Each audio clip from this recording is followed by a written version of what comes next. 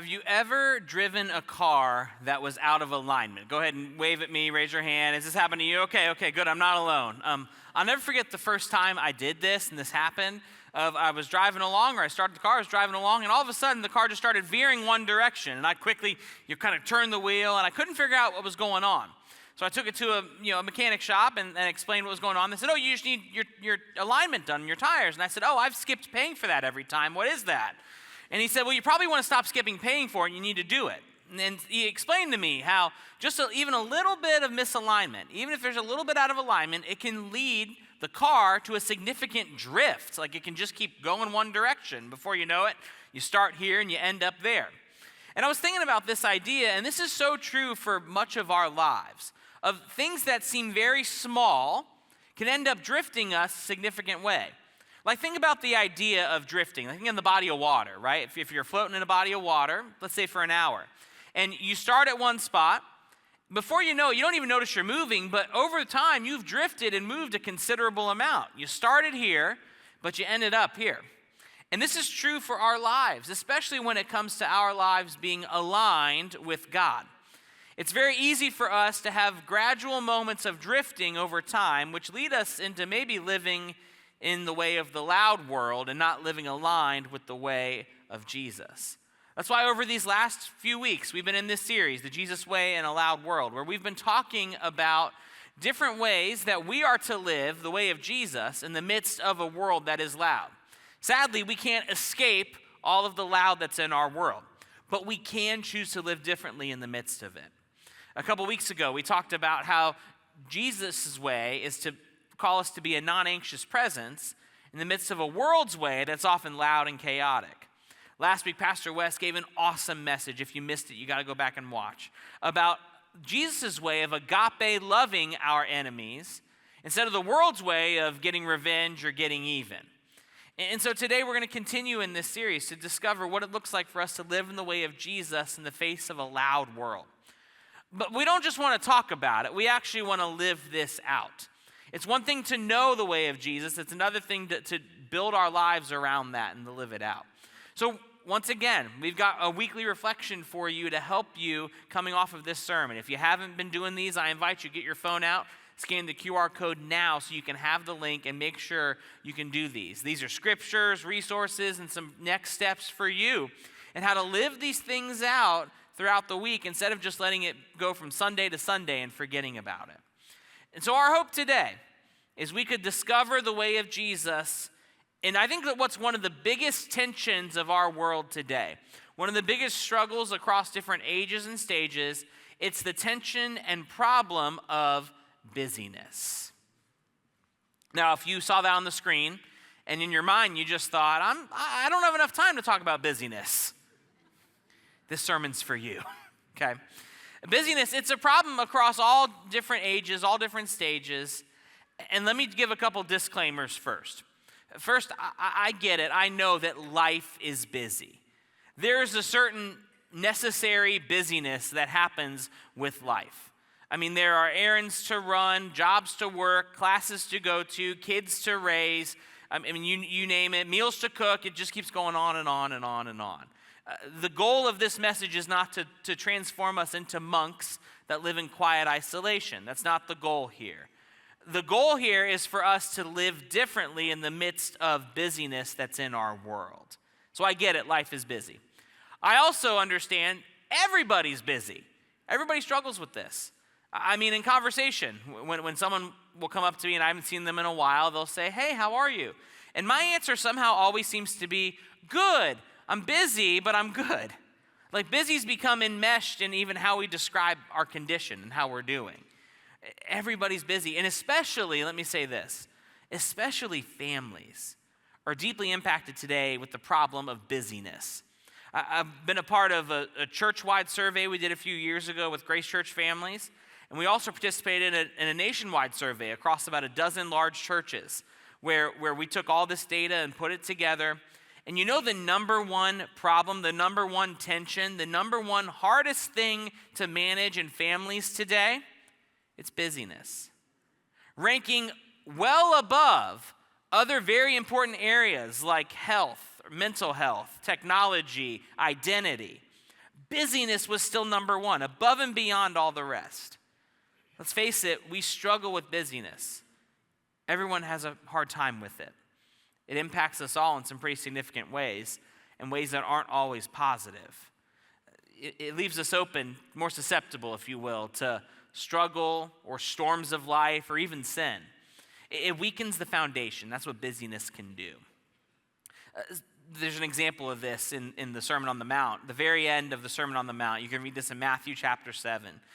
Jesus wraps up this sermon by essentially saying to the people, if you hear these words and put them into practice, in other words, if you hear the Jesus way and live out the Jesus way, your house will be like a house built on a firm foundation. Winds come, rain falls, and the house will stay intact and won't move.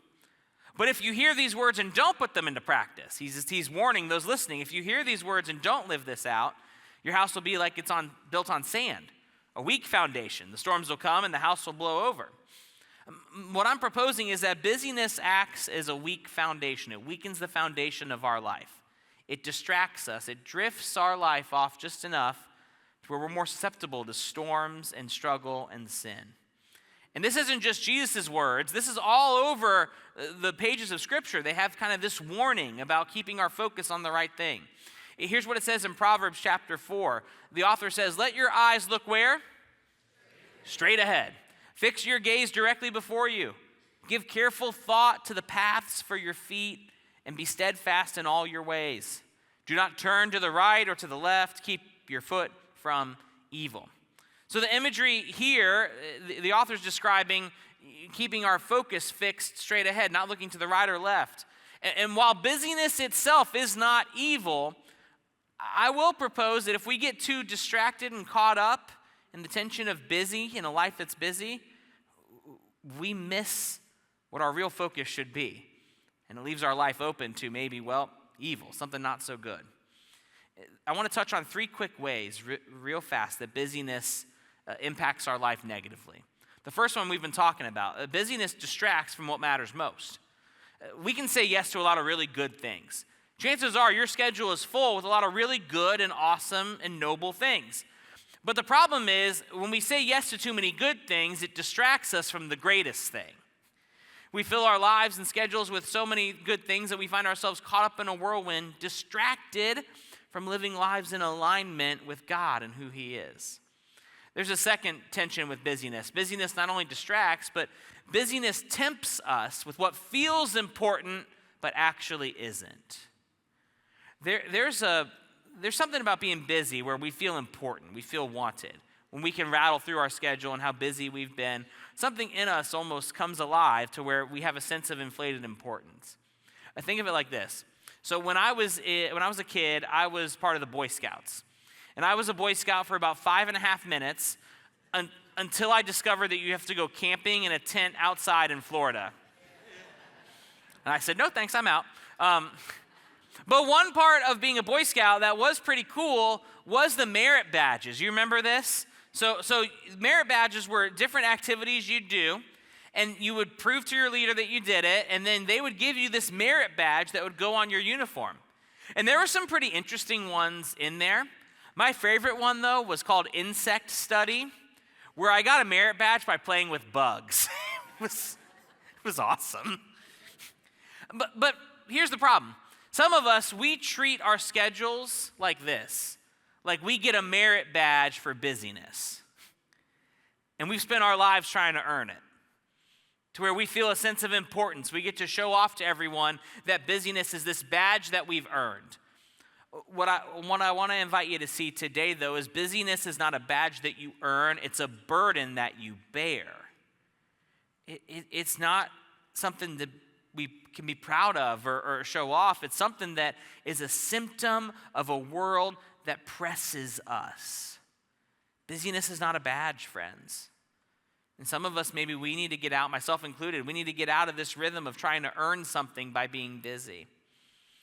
But we have to go a layer deeper to do this, which is the third thing I want to touch on. See, busyness reveals what is really driving us. We're going to talk about our schedules and different things we can do, but I want to invite you for the next few minutes to go a layer deeper. I want to invite you to really consider this question. Why do I feel the need to fill my life with busyness?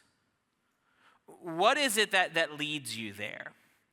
Because yes, we can talk about managing schedules and different things, but if we don't get to the root of what drives us to busyness, we're still going to be missing it. For example, maybe for you, you struggle with feeling unwanted or unloved.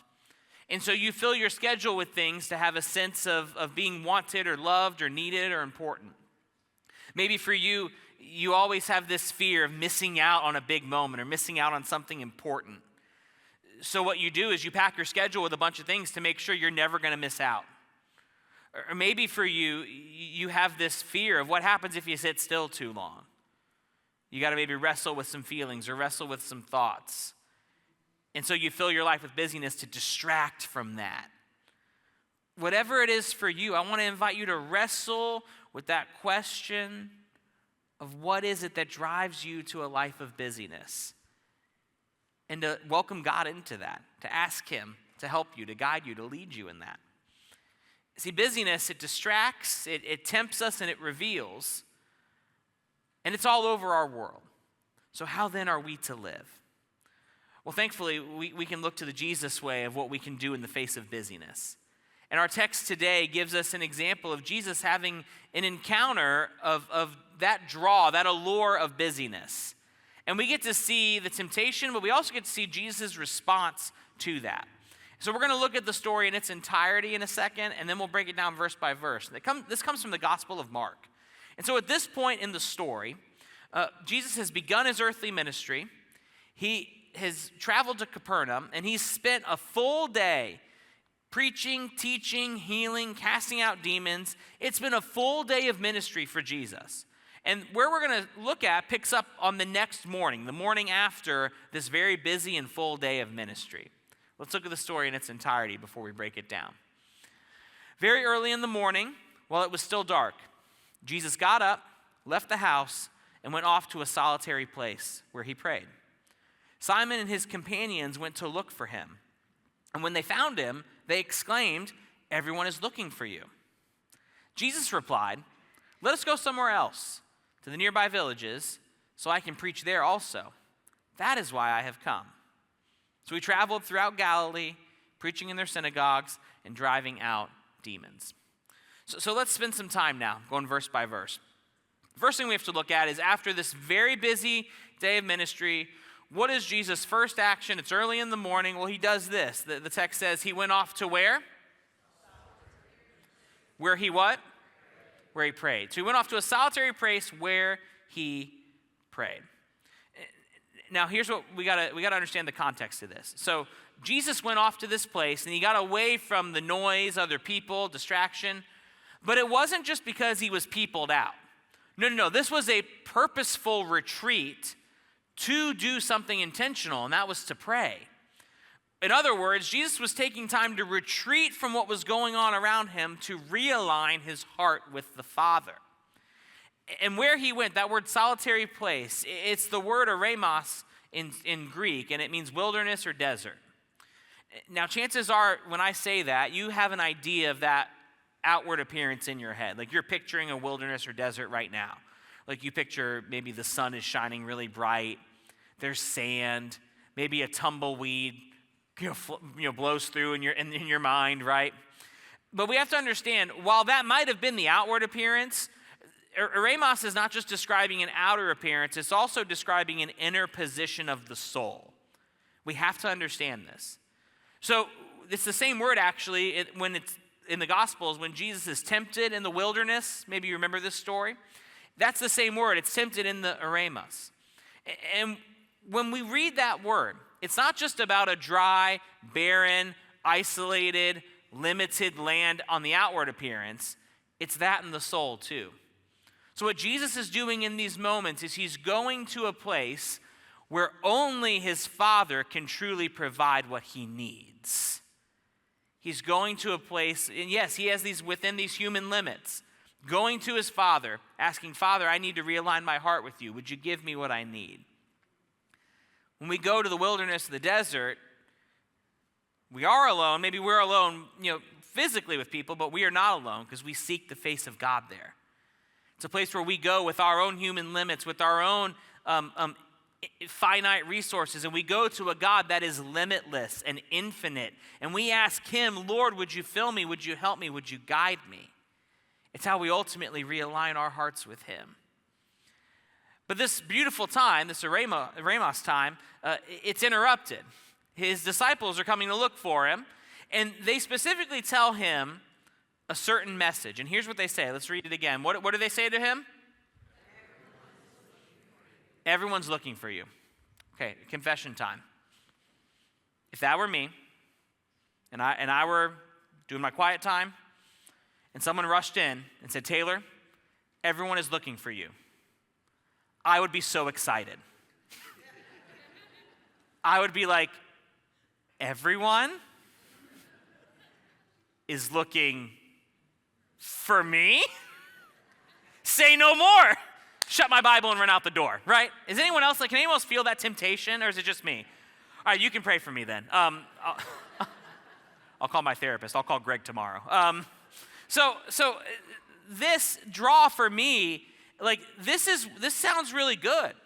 Like everyone's looking for you. Everyone needs me. For me, this is a big deal. Oh my gosh, this is incredible. People know I can help and they need help, and I just want to go. And that's what the disciples in this moment are driven by.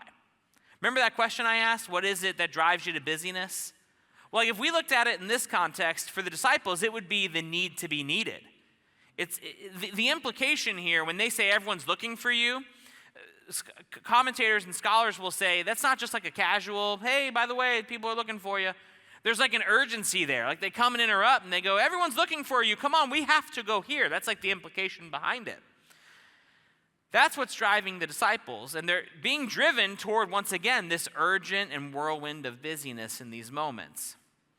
So I want to pause here and once again have you press in, go beneath the surface. What is it that drives you to a life of busyness?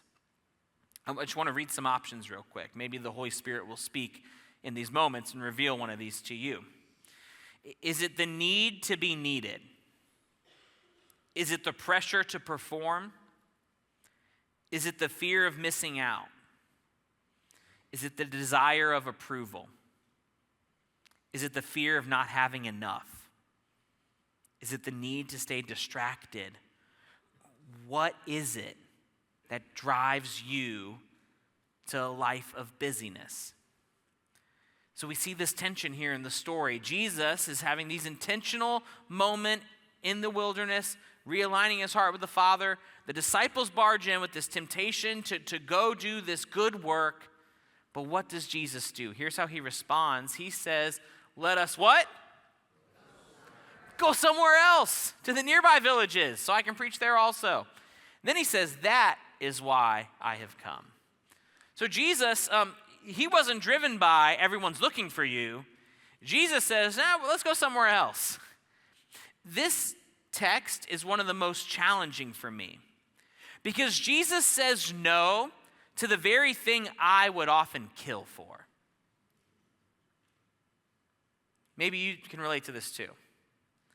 You spend your life and you spend a lot of your schedule striving for something and working hard for something, whether that's influence or notoriety or recognition or approval or a promotion. You work really hard for it, and you finally get there where people are looking for you. They know you. You have influence. And what does Jesus do? He says, let's go to the next town where they don't know. He says no to the very thing that I often craft an entire life and schedule around. And why does he say no to it? Because he knows the direction he has. He says, that is why I have come. What Jesus means here is I didn't come for the approval of other people here on this earth. I didn't come to be known by everyone. I came for a different reason, and that's to preach the kingdom of heaven is near. And I'm going to go to other towns to do that. I'm not going to be caught up here by someone's wishes and someone's desire and someone else's urgency to be busy. I am here for a different calling.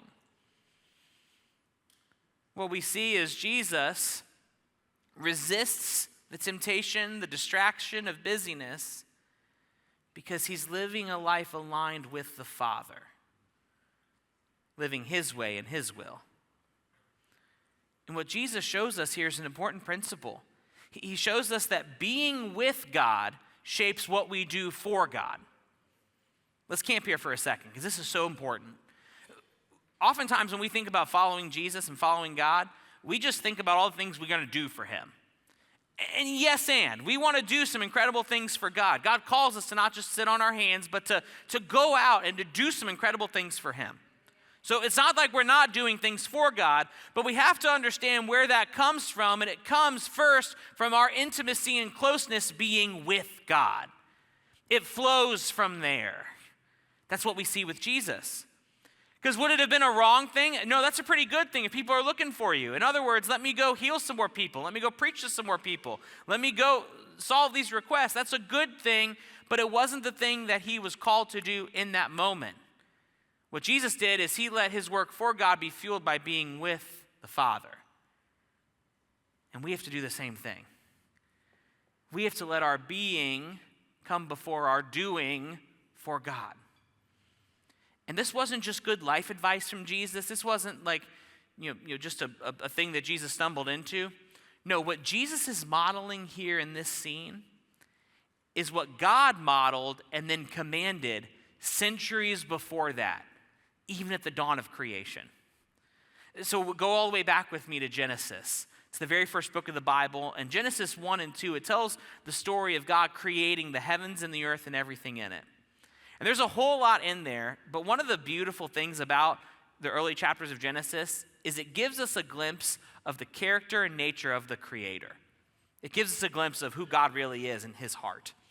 And we get a glimpse of that in Genesis 2, the first few verses of it. We notice something interesting. I want to read it for us.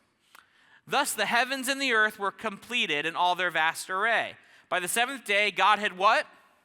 Finished the work he had been doing. So the creative work is done. The heavens and the earth, everything in it are created. So on the seventh day, he what? Rested from all his work. Then God blessed the seventh day and made it holy, because on it he rested from all the work of creating that he had done. We notice here, God rests after the work is done, which is it leads to an interesting question, like the question of why? Why did God rest? Was it because he was tired and needed a nap? No, he didn't need a nap because he's God. He's okay. He didn't need one.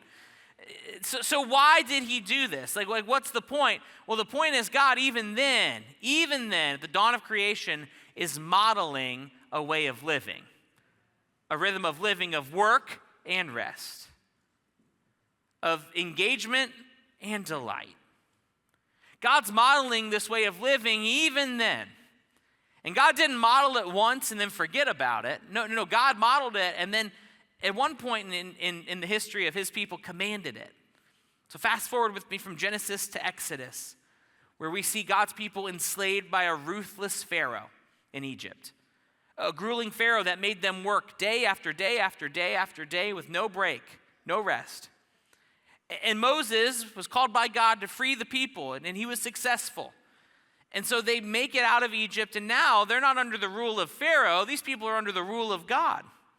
And so God establishes a new way of living with the people, a way of that's from love and not a way that's from hate or any grueling work.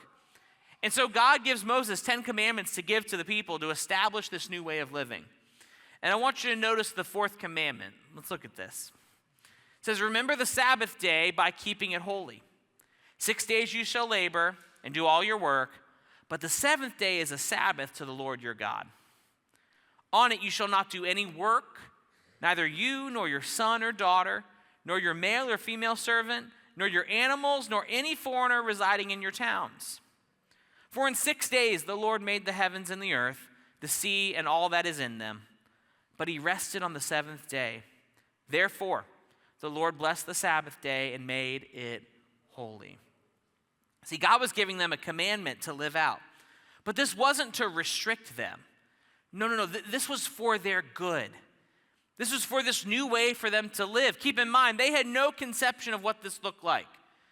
Because for their generation, all they knew was working tirelessly and never getting rest. And so God presents to them this new way of living, one that's working and resting. There's two things I want to point out, though, about Sabbath that truthfully I got confused on for a whole lot of years, and I can still drift back into them if I'm not careful. So I want to talk about a couple big picture here. See, first is this. Sabbath is not about doing nothing. It is about doing what restores and reorients your life around God. I used to read this as like, oh, Sabbath is a time where I can like not check my email and lay on the couch and just watch sports all day. Cool. Like so I just do nothing. Yes, and like, okay, there's a piece of resting and resisting from work, but it's not just about doing nothing. It's really about doing something that restores and reorients your life around God. It's the act of realigning your life with God. And the placement of this commandment even establishes this. So I mentioned it's the fourth commandment. The three before this are all about our relationship with God. The commandments that follow Sabbath are all about our relationship with others. So the Sabbath commandment serves as this bridge or this hinge commandment that pulls our relationship with God into this reality of our relationship with others. So how do we live this out? How do we make that bridge? Well, it takes realignment and reorienting our lives around Him to make it happen. And that's what Sabbath does. It wasn't a command to burden the people. It was a command to free the people from this idea that they had to live tirelessly working and never getting any Sabbath rest or any rest. There's a second thing I want to share about Sabbath too, and I got this wrong for so long. It's this, that Sabbath isn't something earned after doing for God. It's where we begin by being with God. For a long time, I had this idea that after 6 days of hard work, then I finally get Sabbath. Like I've earned it. That's my prize. I get to rest. No. Sabbath isn't the finish line. Sabbath is the starting line. When we live from Sabbath, what we do is we reorient and realign our life with God so that it then fuels and motivates the work that we do for the coming days. Sabbath isn't this prize that I have to earn. It's a gift that's freely given.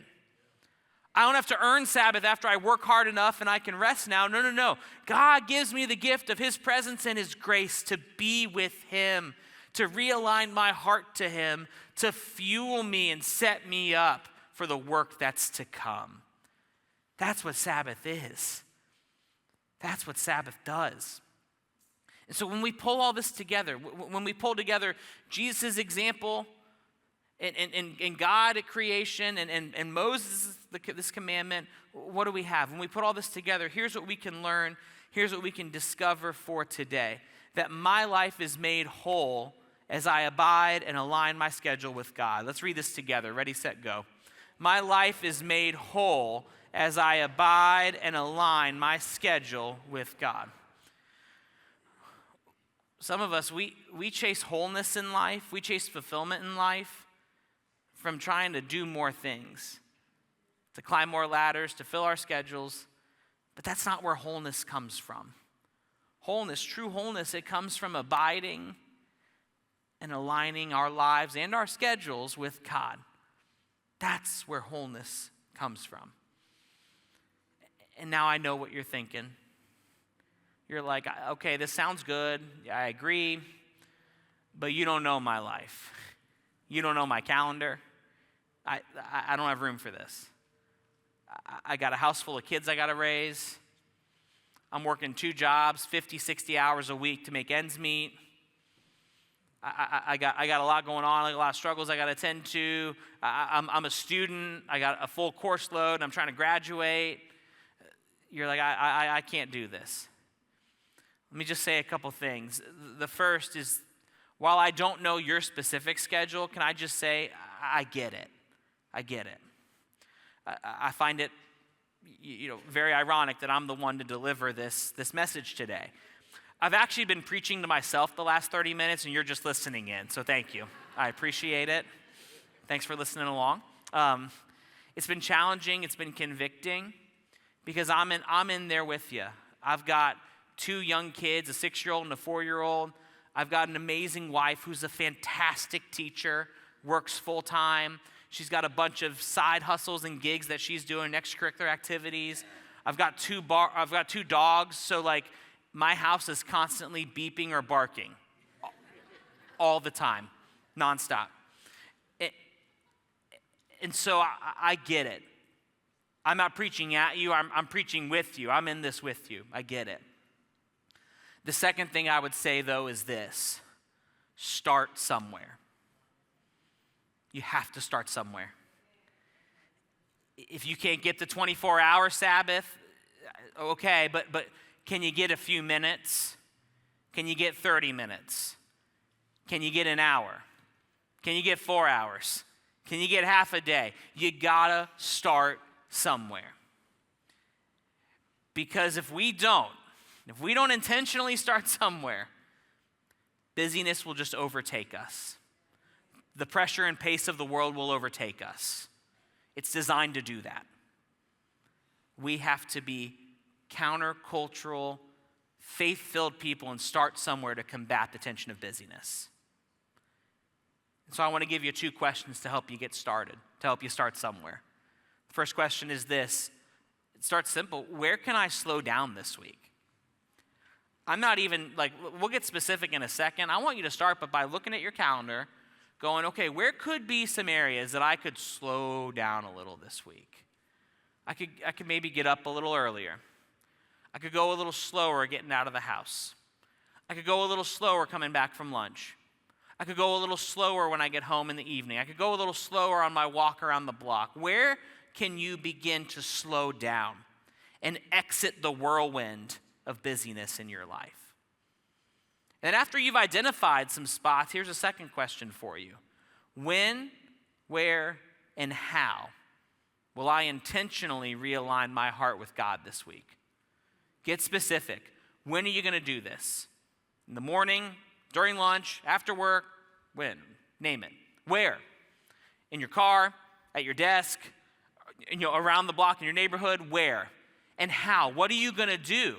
What are you going to do when you get there? You're going to listen to a sermon. You're going to read the Bible. You're going to listen to the Bible. You're going to listen to worship. You're going to do a devotional. You're going to pray. Name what you're going to do to intentionally realign your heart with God this week. And before we release you to the busyness of the world, the loud world out there that's waiting, we want to give you a few minutes right now to make a plan. Because I believe you're not going to accomplish this if you don't make a plan before. If you're caught in the whirlwind, you're going to stay stuck in the whirlwind. You got to make a plan to get out. So I want to invite our worship team up. And on your way into service today, you should have gotten this paper. I want to invite you to grab it for me. Grab it. Make sure you got it. Okay. I want to give you just a couple quiet minutes right now to look at these questions and begin talking with the Lord and filling out your answers for these. You can do this on your phone. You can grab a pen and start writing on this specifically. But take a few quiet moments to begin reflecting on those couple questions. And then in just a moment, I'll invite us to stand and we'll move to our closing song. Take a few moments now and go ahead and talk with the Lord about what He's speaking to you about these.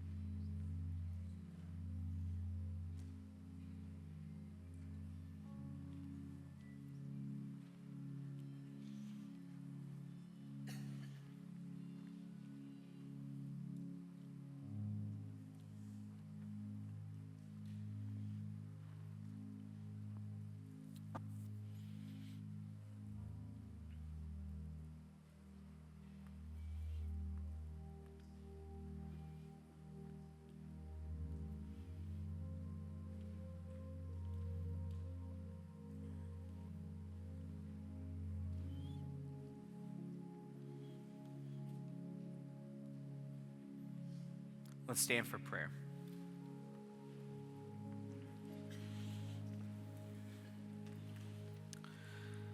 Lord, some of us, we're so caught up in this whirlwind of busyness that even those few quiet moments were so good for our soul. God, I pray for those of us that feel like we're caught in this whirlwind that we're never going to get out. God, would you give us hope and encouragement today that we can choose another way? That the way of the world and the loud and the chaos and tension of busyness doesn't have to win in our lives, even though it wins in our world. God, would you challenge us? Would you convict us? Would you help give us wisdom and discernment on how we might be able to identify places where we can slow down and ways that we can intentionally connect and realign our hearts with you? Lord, for the person here who has felt their life has been drifting, like I described earlier, God, would you give them the hope and gift of your presence with them and guide them back away from the drift? Lord, thank you that you're always there to receive us and welcome us back. Be with us now. Lead us and guide us. It's in your name we pray. All God's people said, amen. Friends, we're going to sing one closing song together. I want to invite you, if you want to, the altar is open. You can come up here and continue that conversation with God. If you want to kneel, you can, and lift a hand, and someone will be happy to pray with you. Let's worship together.